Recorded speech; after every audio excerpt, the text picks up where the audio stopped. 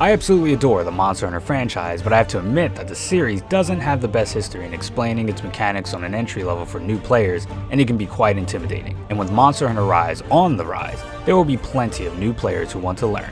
So today I'm going to be giving you a few basic controls and tips on what you need to know for Monster Hunter Rise. Now, disclaimer, I am by no means a Monster Hunter pro, however I have played the following Monster Hunter titles, and I do believe I have enough experience with the Monster Hunter series to help new players who may be curious to enter the scene. I'll be going over the very bare bones basics of this game, so for those who are looking for something more specific, here is a small list of timestamps so you can skip around the video to find exactly what you need.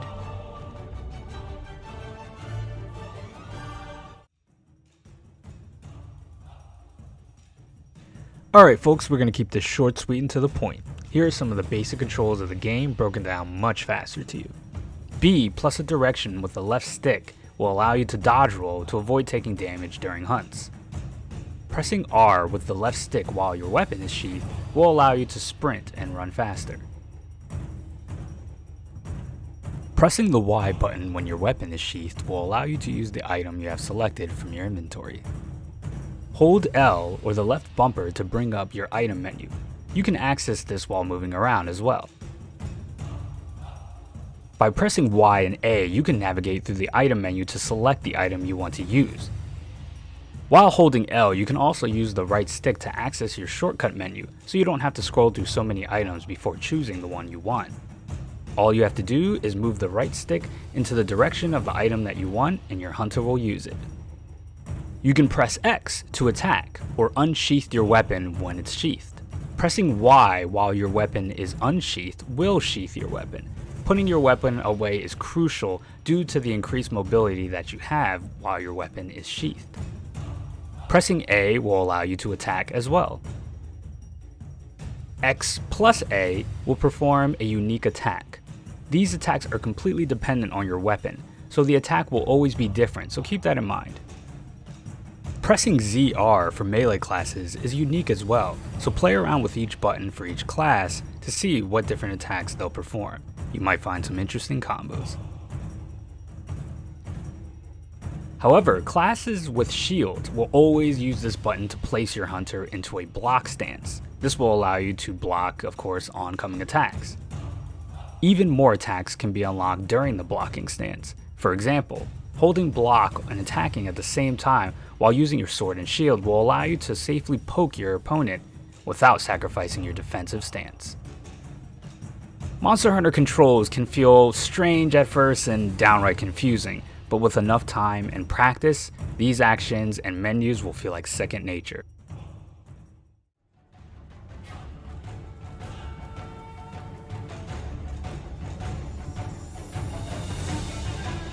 The Wirebug is the main gimmick of Monster Hunter Rise's new features. It's an incredible way to zip yourself in and out of battle when your weapon is sheathed. However, the demo throws a lot of information at you at once, so I'm going to do my best to break down how the Wirebugs work. Wirebugs are an amazing way to give every weapon class mobility, but keep in mind that they are limited. You have a max of 2 Wirebugs to start, and you can find extra Wirebugs scattered around the map for a total of 3 Wirebugs. The final build of the game could possibly have abilities or decorations or other ways to grant more Wirebugs. While your weapon is sheathed and you're on the ground, press ZL to bring up an aiming sight. This sight will determine where you can aim your Wirebug command.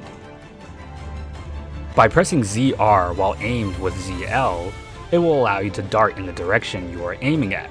This is a cool mechanic because eventually it allows you to scale up walls, run across them by simply aiming in their direction while remaining close enough for it to prompt.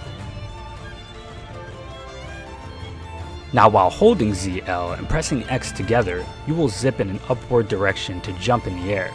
Holding A while you're in mid-air after performing the Wirebug jump, you can hold and swing in mid-air. This is very useful for jumping over sweeping attacks. For example, Mitsuzune's water spray that spins in a circle is a pretty scary attack, so try to use ZL plus X to jump over the attack.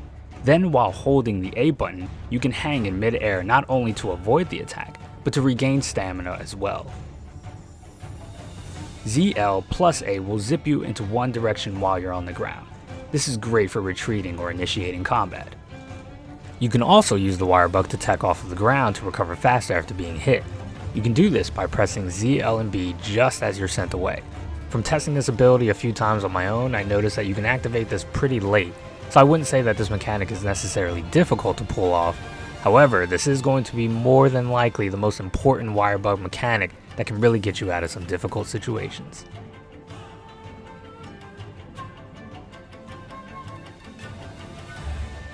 This next part of the tutorial is crucial to playing Monster Hunter. In the Monster Hunter series, your weapons can grow duller with each hit that you're dishing out onto the monster. Your sharpness gauge will appear on the top of your screen with a specific color to signify the level of sharpness that the weapon has. Let's use green sharpness as an example for our max level of sharpness that we can obtain. Green means that your weapon is sharp and will perform max damage. Yellow is basically your default sharpness. You're doing standard damage, however, your weapon is prone to being deflected on certain body parts of the monster. Orange means that your weapon is very dull and you're doing much less damage than yellow, and your chances of deflecting on nearly every body part on the monster is significantly higher. The whetstone item in your inventory is the item that will allow you to sharpen your weapon right back to green. Later on in the game, you will discover and craft weapons with an even higher sharpness color such as blue, purple, or even white.